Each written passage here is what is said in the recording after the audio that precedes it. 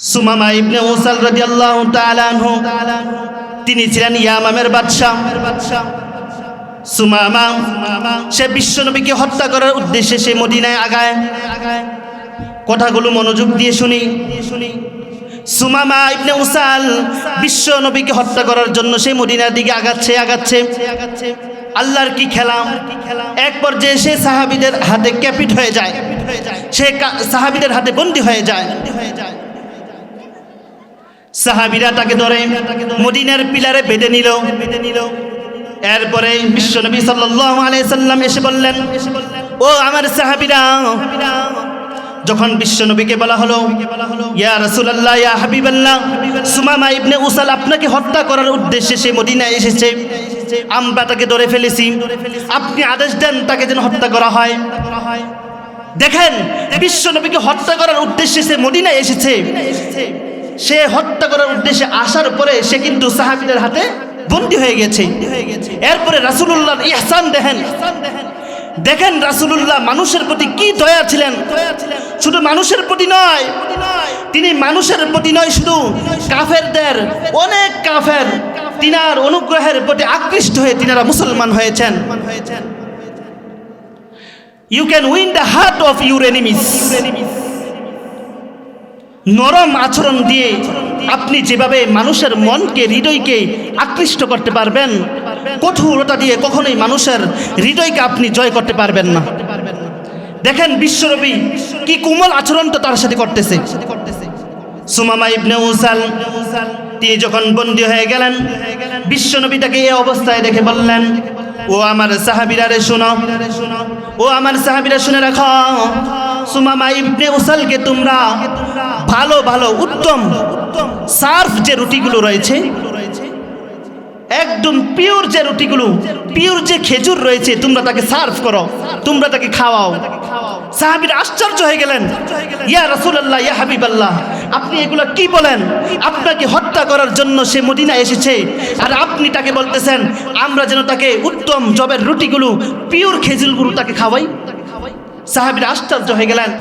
বিশ্বনবী বলেন, ও আমার সাহাবীরা, আমি যা বুঝি তোমরা তা বুঝো না।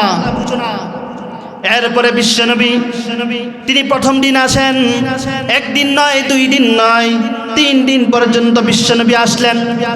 প্রথম দিন তিনি উসামাকে দাওয়াত দিলেন, প্রথম দিন তিনি সুমামাকে কালেমার দাওয়াত দিলেন, রিসালাতের দাওয়াত দিলেন, তাওহীদের দাওয়াত দিলেন। দ্বিতীয় দিন এসে বিশ্বনবী সুমামাকে নামাজের দাওয়াত দিলেন, যাকাতের দাওয়াত দিলেন। তৃতীয় দিন বিশ্বনবী এসে সুমামাকে ইসলামের সমস্ত সৌন্দর্যকে তিনার সামনে উপস্থাপন করলেন। ইসলামের এই সমস্ত এন্টারটেইনমেন্টগুলো দেওয়ার পরে বিশ্বনবী বলেন, এবার সাহাবীরা আমার সুমামার হাত পায়ের বাঁধনগুলো তোমরা ছেড়ে দাও। সাহাবীরা আশ্চর্য হয়ে বললেন, লা ইয়া রাসূলুল্লাহ, লা ইয়া রাসূলুল্লাহ, ইয়া রাসূলুল্লাহ, আপনি এগুলো কি বলেন? ওর হাত পায়ের বাঁধনগুলো আমরা কিভাবে ছাড়বো? সে তো আপনাকে হত্যা করার জন্য এসেছে। ইয়া রাসূলুল্লাহ, আপনি এগুলো করবেন না, আমরা পারবো না ওকে ছেড়ে দিতে। বিশ্বনবী বলে, ছেড়ে দাও, ছেড়ে দাও, ছেড়ে দাও। শুধু তাই নয়, দেখেন বিশ্বনবীকে হত্যা করার উদ্দেশ্যে এসেছে। বিশ্বনবী কি বলে জানেন? বিশ্বনবী বলেন, তিনি নিজ হাতে তিনার উট থেকে দুধ দোহন করে তিনার এক কর্মচারীকে দিয়ে বললেন, যাও এগুলো সুমামার জন্য নিয়ে যাও, সুমামাকে নিয়ে খাও। অবাক হয়ে গেলেন, আরে যাকে হত্যা করার জন্য এসেছে, আর তিনি বিশ্বনবী তিনি নিজ হাতে উট থেকে দোহন করে সুমামাকে খাওয়াচ্ছে, অর্থাৎ তিনার নিজের হত্যাকারীকে তিনি খাওয়াচ্ছেন। এরপরে দেখেন কি হচ্ছে, আল্লাহর কি খেলা, এটাই হচ্ছে ইহসান। You can win the heart of your enemies. এরপরে বিশ্বনবী বলেন, তার হাত পায়ের বাঁধনগুলো ছেড়ে দাও। সাহাবীরা বিশ্বনবীর কথা মতো তার হাত পায়ের বাঁধনগুলো ছেড়ে দিল। সুমামা মদিনার পাশে একটা খেজুর বাগান ছিল। খেজুর বাগানে গিয়ে সে এক কুয়ার মধ্যে গিয়ে সে সম্পূর্ণরূপে গোসল করে নিল। গোসল করে সে পরিষ্কার হয়ে রাসূলুল্লাহর সামনে এসে হাজির। সবাই ভাবলো কি জানি হয়। এবার দেখেন কি বলে, সুমামা এবার সামনে এসে হাত উঁচু করে বলে, সাব্বাবা ইয়া রাসূলুল্লাহ, আমাকে মুসলমান বানিয়ে দেন। আশহাদু আল্লা ইলাহা ইল্লাল্লাহ ওয়া আশহাদু আন্না মুহাম্মাদান আবদুহু ওয়া রাসূলুহু। قال الله تعالى في قرآن المجيد وفي فرقانه الحميد أعوذ بالله من الشيطان الرجيم بسم الله الرحمن الرحيم الذين إن مكناهم في الأرض وأقاموا الصلاة وآتوا الزكاة وأمروا بالمعروف ونهون عن المنكر ولله عاقبة الأمور قال رسول الله صلى الله عليه وسلم إن المقسطين على منابر من نور الذين يعدلون في حكمهم وأهليهم وما ولوا ऐ खुदाए पाके रहमानो रहीम क़ादिए हाजात वहाबु करीम ऐ इलाहल अव्वली तू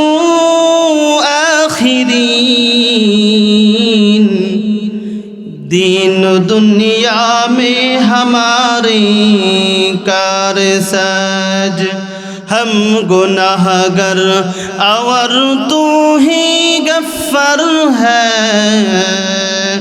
हम गुनाह को तू करम से मिटा दे।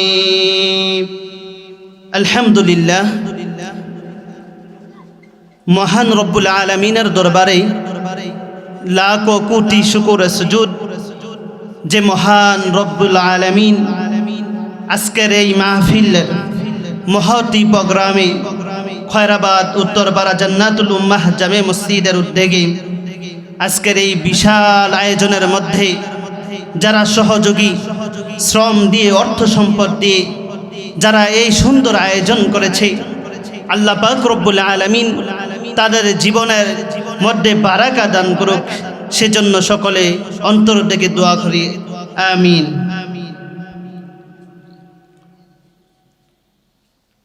আল্লাহ পাক রব্বুল আলামিন কাল কিয়ামতের কঠিন ময়দানে যেদিন সূর্যটা মানুষের এক হাত উপরে আল্লাহ পাক রব্বুল আলামিন নিয়ে আসবে, যেদিন জমিনটাকে আল্লাহ তাআলা তামা বানিয়ে দিবে, যেদিন বাবা ছেলেকে চিনবে না, মা ছেলেকে চিনবে না, ছেলে মাকে চিনবে না, দাদা তার নাতিকে চিনবে না, মুরিদ তার পীর সাহেবকে চিনবে না, পীর সাহেব তার মুরিদকে চিনবে না। সেই কাল কিয়ামতের ময়দানে রব্বুল আলামিন যেদিন সূর্যের তীব্রতার কারণে নাকের ছিদ্র আর কানের ছিদ্র দিয়ে মগজগুলো গলে গলে পড়বে, সেই কঠিন ময়দানে রব্বুল আলামিন তার আরশের নিচে 7 শ্রেণীর লোকদেরকে আল্লাহ পাক রব্বুল আলামিন জায়গা করে দিবেন। ওই 7 শ্রেণীর লোকদের মধ্যে সর্বপ্রথম সর্ব ক্যাটাগরির একজন হলেন ইমামুন আদিল। রব্বুল আলামিন সূরা নাহলের মধ্যে বর্ণনা করেন, ইন্নাল্লাহা ইয়া'মুরু বিল আদলি ওয়াল ইহসান ওয়া ইতা'i যিল কুরবা ওয়া ইয়ানহা আনিল ফাহশা'i ওয়াল মুনকারি ওয়াল বাগই يعظكم لعلكم تذكرون রব্বুল আলামিন বলেন ও আমার বান্দারা শুনে রাখো, মন দিয়ে শুনে রাখো, আমি আল্লাহ ছাড় দেই, ছেড়ে দেই না। আমি আল্লাহ যেদিন পাকড়াও করব, যেদিন সকল নবীর সকল উম্মতেরা, সকল নবীরা পর্যন্ত ইয়া নফসি বলে দৌড়াতে থাকবে, সমস্ত উম্মত যেদিন পেরেশানি হয়ে যাবে, সেদিন আমি আল্লাহ উম্মতে মুহাম্মাদির মধ্যে থেকে 7 শ্রেণীর লোকদেরকে আমি আল্লাহ নূরের মেম্বারে আমি জায়গা দিব। মুসলিম শরীফের মধ্যে বিশ্বনবী বলেন, ইন্নাল মুকসিতিনা ইনদাল্লাহি আলা মানাবির মিন নূর আল্লাযীনা ইয়াদিলুনা ফি হুকমিহিম ওয়া আহলিহিম নারা। বিশ্বনবী বলেন, ইন্নাল মুকসিতিনা ইনদাল্লাহি আলা মানাবির মিন নূর। রব্বুল আলামিন সেই দিন প্রথম শ্রেণীর যে ব্যক্তি হবেন তিনি হবেন ইমামুন আদেল। যারা ইমামুন আদেল, সেই কাল কিয়ামতের কঠিন ময়দানে, যেদিন সূর্যের তীব্রতার কারণে মগজগুলো গলে গলে নাকের ছিদ্র আর কানের ছিদ্র দিয়ে বেয়ে বেয়ে পড়বে, সেদিন রব্বুল আলামিন প্রথম শ্রেণীর যে ব্যক্তিকে তিনি তারা মিম্বরের পাশে তার আরশের ছায়ার নিচে যাকে জায়গা দিবেন তিনি হলেন ইমামুন আদেল, ন্যায়পরায়ণ শাসক। তাহলে সমাজের মধ্যে জাস্টিস সার্ভ করতে হলে, ন্যায় ইনসাফ সমাজের মধ্যে ছড়াতে হলে একজন নেককার আল্লাহওয়ালা মুত্তাকি একজন ইমাম আমাদের দরকার। নেতা আছে না নাই? সুতরাং নেতা নির্বাচন করতে হলে, আমাদের নেতা বানাতে হলে আমরা একজন নেককার মুত্তাকি আল্লাহওয়ালা ইমানদার নেতা বানাতে হবে। রব্বুল আলামিন ওই কঠিন সময়ে তিনি যে ইমামুন আদেলকে জায়গা করে দিবেন, ওই ইমামুন আদেলকে তিনি 4টা তিনি আদেশ দিয়েছেন, যে 4টা কাজ আল্লাহ পাক রব্বুল আলামিন ওই ইমামুন আদেলকে তিনি দিয়েছেন। রব্বুল আলামিন সূরা নাহলের মধ্যে বলেন, রব্বুল আলামিন সূরা নাহলের মধ্যে বলেন, الذين إن مكناهم في الأرض وأقاموا الصلاة وآتوا الزكاة وأمروا بالمعروف وانهون عن المنكر ولله عاقبة الأمور। রব্বুল আলামিন বলেন, শোনো শোনো শোনো, দুনিয়ার অধিপতি নেতাগণ তোমরা শুনে নাও, আমি রব্বুল আলামিন তোমাদেরকে যে দায়িত্ব দিব, আমি রব্বুল আলামিন তোমাদেরকে যে দায়িত্ব দিয়েছি তার মধ্যে 4টা দায়িত্ব আমি তোমাদের উপর অর্পিত করলাম। সুতরাং তোমরা দুনিয়ার মধ্যে ন্যায় ইনসাফ প্রতিষ্ঠা করতে হলে তোমাদেরকে এই 4 কাজের বাহিরে তোমাদেরকে যেতে পারবে না। রব্বুল আলামিন তিনি বলেন, আল্লাযীনা ইম্মাক্কান্নাহুম ফিল আরদ, জমিনের মধ্যে আমি আল্লাহ যাদেরকে শাসন ক্ষমতা দেই, আমি আল্লাহ যাদেরকে শাসন কার্যের ভারত্ব দেই, আমি আল্লাহ যাদেরকে সমাজের অধিপতি বানাই, তাদেরকে আমি আল্লাহ 4টা কাজ দিলাম। শুনে রাখো, তোমাদের প্রথম নাম্বার 1 কাজ হবে নেতা হয়ে সর্বপ্রথম তোমাদের যে কাজটা হবে ওয়া আকামুস সালাহ, তোমরা নামাজ প্রতিষ্ঠা নিজে করবে এবং অপরকে নামাজ প্রতিষ্ঠার জন্য তাগিদ দিবে। এটাই হলো ইমামুন আদেল। এই ইমামুন আদেলকে আল্লাহ পাক রব্বুল আলামিন 2 নাম্বার যে আদেশটা দেন, 2 নাম্বার যে আদেশ দিয়েছেন সেটা হলো ওয়া আকামুস সালাতা ওয়া আতুজ যাকাত। 2 নাম্বার হচ্ছে সমাজের মধ্যে যে গরিব শ্রেণীরা থাকে, তোমার কাজ হলো খুঁজে খুঁজে খুঁজে খুঁজে প্রত্যেকটা শ্রেণীর প্রতিটা ক্যাটাগরির নিম্ন মানের শ্রেণীর লোকদেরকে তুমি খুঁজে বের করা, এবং যাকাত নামক যে ফান্ড রয়েছে সরকারি তহবিল থেকে তাদেরকে অর্থ দান করা। 3 নম্বর যে কাজ আমি আল্লাহ তোমার উপর অর্পিত করলাম, 3 নম্বর যে কাজ আমি আল্লাহ তোমার উপর অর্পিত করলাম সেটা হলো ওয়া'মারুনা বিল মা'রুফ, সৎ কাজের আদেশ দিবা, অসৎ কাজ থেকে নিষেধ করতে হবে। সমাজের মধ্যে এই যে কন্ট্রাস্টিটি, এই যে অরাজকতা, এগুলা তোমাকে অবশ্যই বাধা দিতে হবে। 4 নম্বর যে কাজ আমি আল্লাহ তোমাকে দিলাম সেটা হচ্ছে মুনকার প্রতিরোধ করা। সৎ কাজের আদেশ তো করবাই, তা'মুরুনা বিল মা'রুফ ওয়া তানহাউনা আনিল মুনকার, সৎ কাজের আদেশ করবা, অসৎ কাজের নিষেধ করবা। এই ইমামুন আদিল, ন্যায়পরায়ণ শাসক হতে হলে, আমাদের সমাজটাকে মানবিক সমাজ বানাতে হলে, তাহলে আমাদেরকে ইমামুন আদিল, যিনি আল্লাহকে ভয় করেন, এরকম নেতা নির্বাচন করা আমাদের দরকার কি নাই ভাই? বলেন, জুড়ে বলেন। তাহলে আমাদেরকে চেনে বুঝে একজন ইমামুন আদিল নেতা আমাদের সমাজে বানাতে হবে। আপনাদের এলাকার কৃতি সন্তান শামীম কাকা, তিনি আলেমদেরকে তিনি বড্ড মহব্বত করেন। ছোটবেলা থেকে আমরা দেখে আসছি।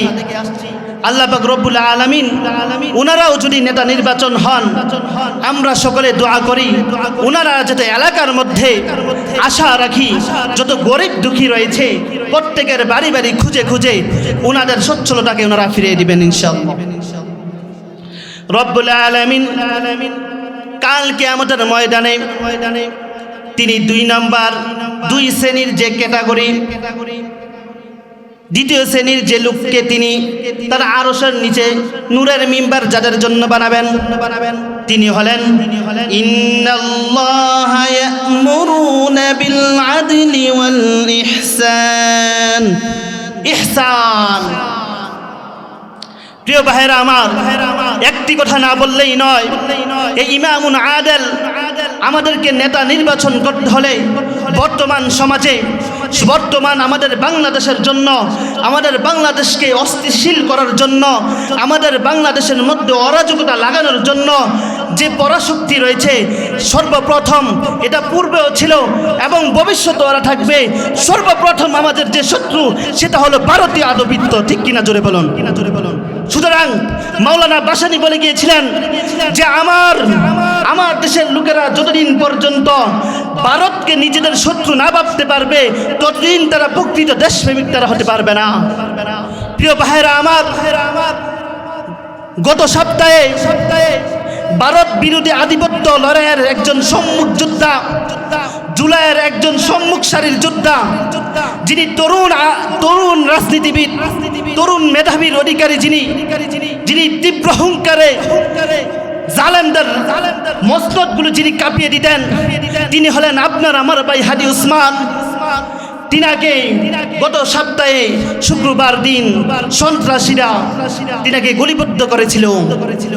আজকে একই জুমার দিন আল্লাহ পাক রব্বুল আলামিন তিনাকে শহীদ হিসেবে কবুল করে নিয়েছেন। প্রিয় ভাইরা আমার, কথাগুলো কান দিয়ে শুনুন, কথাগুলো কান দিয়ে শুনুন। এই জুলাই, এই যে 17 বছর, এই যে আমরা অত্যাচার অনাচার সহ্য করার পরে আল্লাহ পাক রব্বুল আলামিন এই ছোট ছোট আবাবিল পাখিদের ন্যায় এই যুবক ভাইদের দ্বারা যে জুলাইকে তিনি সংগঠিত করেছেন, এই জুলাইকে আমরা বেঁচে থাকতে, এটা আমরা ওয়াদাবদ্ধ হই, আমরা বেঁচে থাকতে যেন এই জুলাইকে কেউ যেন পররাষ্ট্রের কাছে, ভারতের কাছে যেন কেউ বিক্রি না করে। সুতরাং আমাদের আগামী প্রজন্মকে জেগে থাকতে হবে, সজাগ প্রাণ দৃষ্টি রাখতে হবে যেন ভারতীয় আধিপত্য ফেসিবাদ বিরোধীদের যেন আর মাথা দিয়ে না উঠতে পারে।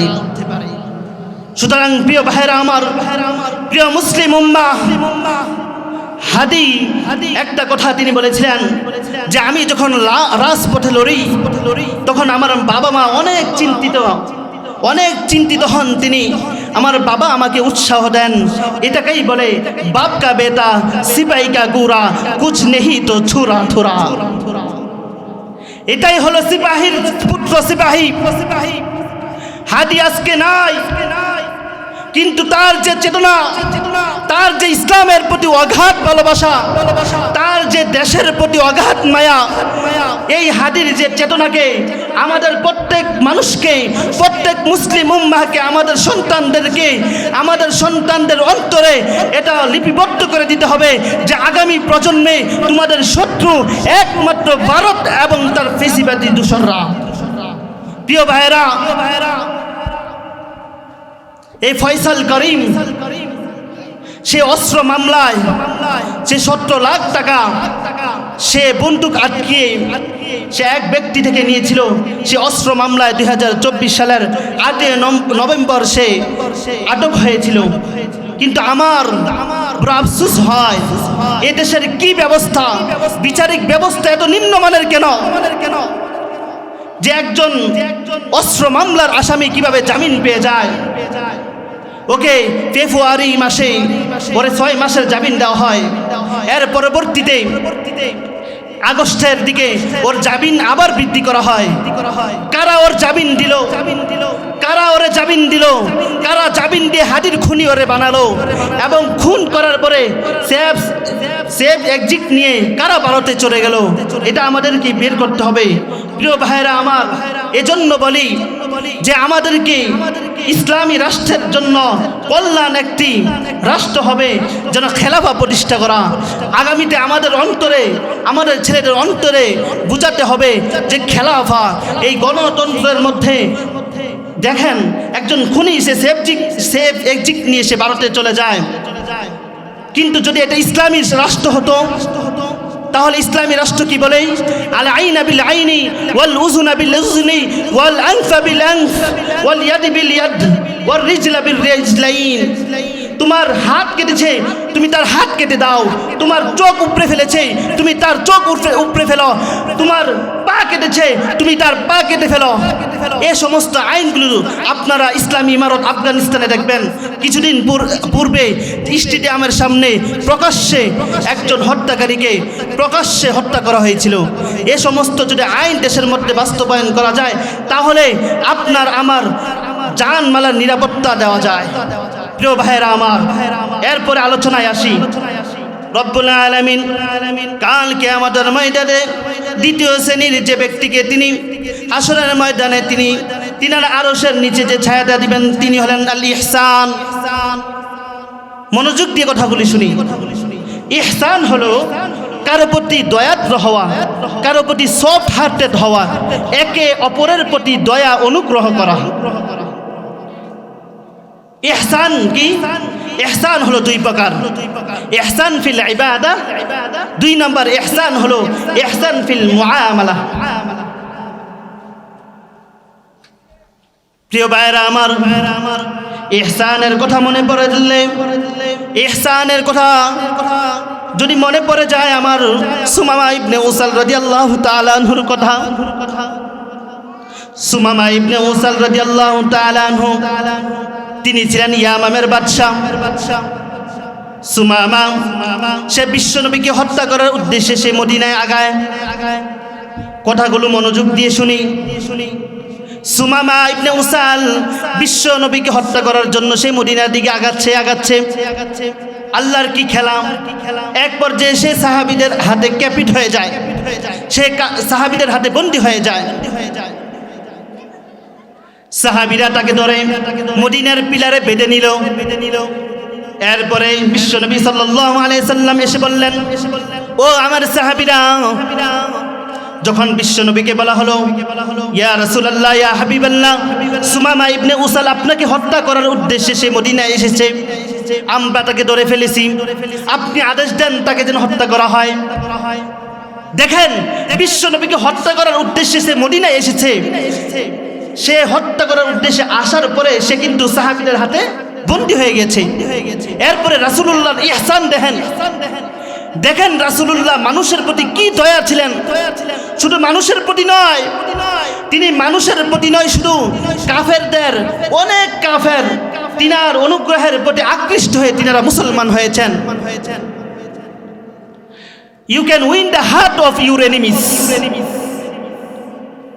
নরম আচরণ দিয়ে আপনি যেভাবে মানুষের মনকে, হৃদয়কে আকৃষ্ট করতে পারবেন, কঠোরতা দিয়ে কখনোই মানুষের হৃদয়কে আপনি জয় করতে পারবেন না। দেখেন বিশ্বনবী কি কোমল আচরণটা তার সাথে করতেছে। সুমামা ইবনে উসাল তিনি যখন বন্দী হয়ে গেলেন, বিশ্বনবী তাকে এই অবস্থায় দেখে বললেন, ও আমার সাহাবীরা রে শোনো, ও আমার সাহাবীরা শুনে রাখো, সুমামা ইবনে উসালকে তোমরা ভালো ভালো উত্তম সার্ফ যে রুটিগুলো রয়েছে, একদম পিওর যে রুটিগুলো, পিওর যে খেজুর রয়েছে, তোমরা তাকে সার্ভ করো, তোমরা তাকে খাওয়াও। সাহাবীরা আশ্চর্য হয়ে গেলেন, ইয়া রাসূলুল্লাহ, ইয়া হাবিবাল্লাহ, আপনি এগুলো কি বলেন? আপনাকে হত্যা করার জন্য সে মদিনায় এসেছে, আর আপনি তাকে বলতেছেন আমরা যেন তাকে উত্তম জবের রুটিগুলো, পিওর খেজুরগুলো তাকে খাওয়াই।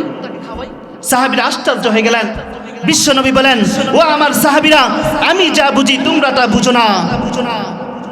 এরপরে বিশ্বনবী তিনি প্রথম দিন আসেন, একদিন নয়, 2 দিন নয়, 3 দিন পর্যন্ত বিশ্বনবী আসলেন। প্রথম দিন তিনি উসামাকে দাওয়াত দিলেন, প্রথম দিন তিনি সুমামাকে কালেমার দাওয়াত দিলেন, রিসালাতের দাওয়াত দিলেন, তাওহীদের দাওয়াত দিলেন। দ্বিতীয় দিন এসে বিশ্বনবী সুমামাকে নামাজের দাওয়াত দিলেন, যাকাতের দাওয়াত দিলেন। তৃতীয় দিন বিশ্বনবী এসে সুমামাকে ইসলামের সমস্ত সৌন্দর্যকে তিনার সামনে উপস্থাপন করলেন। ইসলামের এই সমস্ত অ্যাডভার্টাইজমেন্টগুলো দেওয়ার পরে বিশ্বনবী বলেন, এবার সাহাবীরা আমার সুমামার হাত পায়ের বাঁধনগুলো তোমরা ছেড়ে দাও। সাহাবীরা আশ্চর্য হয়ে বললেন, লা ইয়া রাসূলুল্লাহ, লা ইয়া রাসূলুল্লাহ, ইয়া রাসূলুল্লাহ, আপনি এগুলো কি বলেন? ওর হাত পায়ের বাঁধনগুলো আমরা কিভাবে ছাড়বো? সে তো আপনাকে হত্যা করার জন্য এসেছে। ইয়া রাসূলুল্লাহ, আপনি এগুলো করবেন না, আমরা পারবো না ওকে ছেড়ে দিতে। বিশ্বনবী বলে, ছেড়ে দাও, ছেড়ে দাও, ছেড়ে দাও। শুধু তাই নয়, দেখেন বিশ্বনবীকে হত্যা করার উদ্দেশ্যে এসেছে। বিশ্বনবী কি বলে জানেন? বিশ্বনবী বলেন, তিনি নিজ হাতে তিনার উট থেকে দুধ দোহন করে তিনার এক কর্মচারীকে দিয়ে বললেন, যাও এগুলো সুমামার জন্য নিয়ে যাও, সুমামাকে নিয়ে খাও। অবাক হয়ে গেলেন, আরে যাকে হত্যা করার জন্য এসেছে, আর তিনি বিশ্বনবী তিনি নিজ হাতে উট থেকে দোহন করে সুমামাকে খাওয়াচ্ছে, অর্থাৎ তিনার নিজের হত্যাকারীকে তিনি খাওয়াচ্ছেন। এরপরে দেখেন কি হচ্ছে, আল্লাহর কি খেলা! এটাই হচ্ছে ইহসান। You can win the heart of your enemies. এরপরে বিশ্বনবী বলেন, তার হাত পায়ের বাঁধনগুলো ছেড়ে দাও, ছেড়ে দাও। সাহাবীরা বিশ্বনবীর কথা মতো তার হাত পায়ের বাঁধনগুলো ছেড়ে দিল। সুমামা মদিনার পাশে একটা খেজুর বাগান ছিল। খেজুর বাগানে গিয়ে সে এক কুয়ার মধ্যে গিয়ে সে সম্পূর্ণরূপে গোসল করে নিল। গোসল করে সে পরিষ্কার হয়ে রাসূলুল্লাহর সামনে এসে হাজির। সবাই ভাবলো কি জানি হয়। এবার দেখেন কি বলে, সুমামা এবার সামনে এসে হাত উঁচু করে বলে, সাব্বাবা ইয়া রাসূলুল্লাহ, আমাকে মুসলমান বানিয়ে দেন। আশহাদু আল্লা ইলাহা ইল্লাল্লাহু ওয়া আশহাদু আন্না মুহাম্মাদান আবদুহু ওয়া রাসূলুহু। সুবহানাল্লাহ। ইহসান দেখছেন কি? ইহসান, ইহসানের প্রতিদান ইহসানে হয়। রব্বুল আলামিন সূরা আর রহমানের মধ্যে বলেন, হাল জাযাউল ইহসানি ইল্লাল ইহসান ফাবিআইয়ি আলাই রাব্বিকুমা তুকাযযিবান। হাল জাযাউল ইহসানি ইল্লাল ইহসান, ইহসানের প্রতিদান আল্লাহ তাআলা ইহসানই দেয়। তুমি তোমার রবের কোন নিয়ামতকে তোমরা অস্বীকার করবে? এরপরে রব্বুল আলামিন বলেন, ওয়া আনফিকু ফি সাবিলিল্লাহি ওয়া লা তুলকু বিআইদিকুম ইলাত তাহলুকা ওয়া আহসিনু ইন্নাল্লাহা ইউহিব্বুল মুহসিনিন। রব্বুল আলামিন বলেন, ও আমার বান্দারা, ওয়ানফিকু ফি সাবিলিল্লাহি ওয়া লা তুলকু, তোমরা আমি আল্লাহর রাস্তায় চলাকালীন, তোমরা আমি আল্লাহর রাস্তায় চলতে গেলে শয়তানের পদাঙ্ক তোমরা অনুসরণ করো না। ওয়া আহসিনু, তোমরা তোমার ভাইয়ের প্রতি অনুগ্রহ করো, তোমরা সমাজের প্রতি অনুগ্রহ করো, কেননা আমি আল্লাহ ইহসানকারীদেরকে বড্ড ভালোবাসি। দেখেন আল্লাহ তাআলা যে বলছেন, হাল জাযাউল ইহসান ইল্লাল ইহসান, যে ইহসানের প্রতিদান যে তিনি ইহসান ফিরিয়ে দেন, এটার একটা বর্ণনা। এবার দেখেন সুমামা কি বলে। সুমামা ছিলেন ইয়ামের বাদশা এবং তিনি সাথে সাথে ছিলেন গমের একজন ডিলার। মক্কার সমস্ত কাফেররা তিনার থেকে গম নিত। এরপরে সুমামা কি করলেন? সুমামা মুসলমান হওয়ার পরে তিনি গমের ডিলগুলো তিনি বন্ধ করে দিলেন। এখন তো মক্কার কাফেররা অবাক, আয় হায়, আমরা গম পাবো কোথা থেকে? দেখেন এরপরও দেখেন বিশ্বনবীর কি ইহসান। যারা কিনা বিশ্বনবীকে রক্তাক্ত করে, যারা কিনা তায়েফের ময়দানে বিশ্বনবীকে রক্তাক্ত করে মদিনায় হিজরত করতে বাধ্য করেছিল, তারা দৌড়িয়ে রাসূলুল্লাহর কাছে আসলো, এসে বলতেছে, ইয়া মুহাম্মদ, আমি তো তোমার চাচা, আমি তো তোমার ভাতিজা, সুমামাকে একটু বলে দাও না যে সে যেন গমের ডিলারগুলো সে যেন ছেড়ে দেয়, আমাদের এখানে তো গম সার্ভ হচ্ছে না। তখন বিশ্বনবী সুমামাকে বলে দিলেন, সুমামা দিয়ে দাও, গমগুলো ছেড়ে দাও, গমের মজুদগুলো তুমি ছেড়ে দাও। সুমামা অবাক হয়ে চিৎকার করে বললেন, ইয়া রাসূলুল্লাহ, ইয়া হাবিবাল্লাহ, আপনি কি জানেন ইসলাম ধর্ম গ্রহণ করার পূর্বে আপনার চাইতে নিকৃষ্ট কোনো ব্যক্তি আমার কাছে আর কেউ ছিল না। ইয়া রাসূলুল্লাহ, ইয়া হাবিবাল্লাহ, আপনি জানেন নাকি ইসলাম গ্রহণের পরে ইসলামের চাইতে নিকৃষ্টতম ধর্ম আমার কাছে আর ছিল না। ইয়া রাসূলুল্লাহ, ইয়া হাবিবাল্লাহ, আপনি জানেন নাকি ইসলাম গ্রহণের পূর্বে মদিনার চাইতে এত অপছন্দনীয় কোনো শহর আমার কাছে ছিল না। এরপরে বলে, ও বিশ্বনবী, ইসলাম গ্রহণের পরে এখন জানেন, এখন ইসলাম গ্রহণের পরে আপনার চেহারার চাইতে এই আকাশ এবং জমিনের নিচে আর কোন উত্তম এবং মায়াবী চেহারা আমার কাছে আর নাই। বলেন না সুবহানাল্লাহ। এরপরে বলেন, ইসলাম গ্রহণের পরে মদিনার শহরের চাইতে উত্তম কোন ধর্ম আমার কাছে নাই। এরপরে তিনি বলেন, ইসলাম ধর্মের মতো এত অপ্রিয় ধর্ম আমার কাছে আর নাই। দেখছেন, তিনি যদি প্রথমে কঠোরতা করতেন, তিনি যদি প্রথমেই বলতেন যে সুমামাকে ধরলাম, সুমামাকে নিলাম, তাকে হত্যা করে ফেলো, তাহলে কি তিনি তো একজন ইয়ামামের বাদশা ছিলেন, তিনি তো কখনোই ইসলামের এই পরম ছায়া, পরম পরশ পাথর, এই ইসলামের যে ছায়া তিনি পেতেন না। তিনি কি করলেন? তিনি ইহসান দেখিয়েছেন।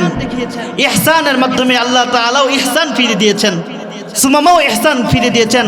সাথে সাথে শুধু মুসলমানই হলেন নাই, তিনি মুসলমান হওয়ার পরে উনার সাথে অনেক বিধর্মীদেরকে নিয়ে উনি ইসলাম ধর্ম গ্রহণ করেন।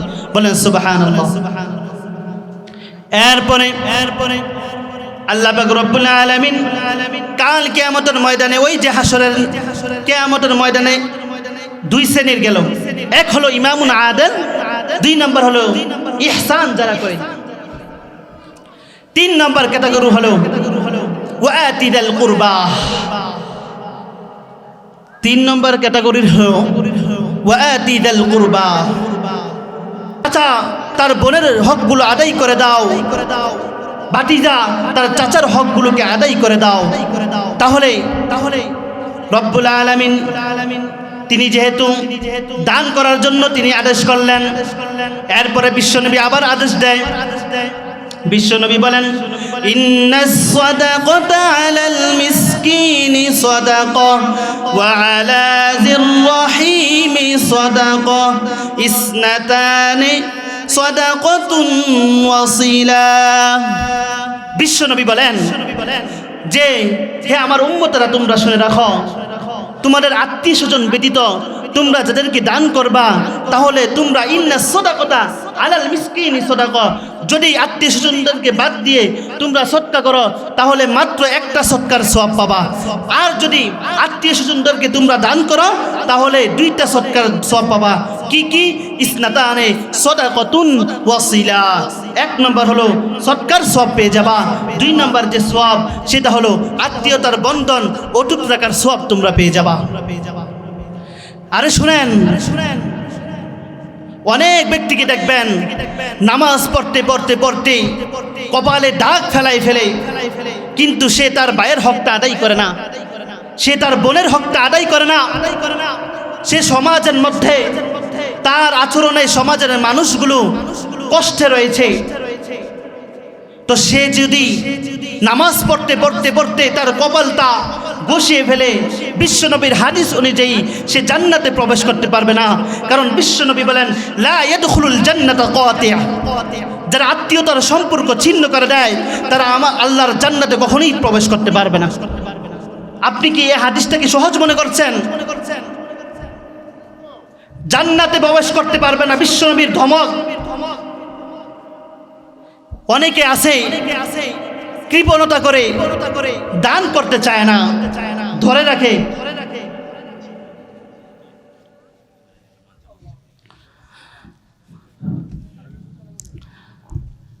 অনেকে কৃপণতা করে ধরে রাখতে চায়। দেখেন, আপনি যদি একটা 5 কেজির কোনো জিনিস যদি হাতে নিয়ে রাখেন, আপনি যদি চান যে একটা বল আপনি ধরছেন, 5 কেজির একটা বল, এই বলটা যদি আপনি না ছাড়েন তাহলে কি 20 কেজি ওজনের কোনো কিছু আপনি ধরতে পারবেন? পারবেন না।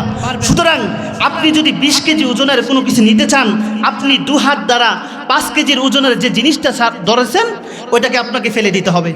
সুতরাং আপনি যদি চান, বিশ্বনবী বলে, আমার উম্মতের মধ্যে কারা চায়, কেউ যদি চায় তার হায়াতের মধ্যে বারাকা হোক, কেউ যদি চায় তার সংসারের মধ্যে শান্তি হোক, তাহলে সে যেন দান করে।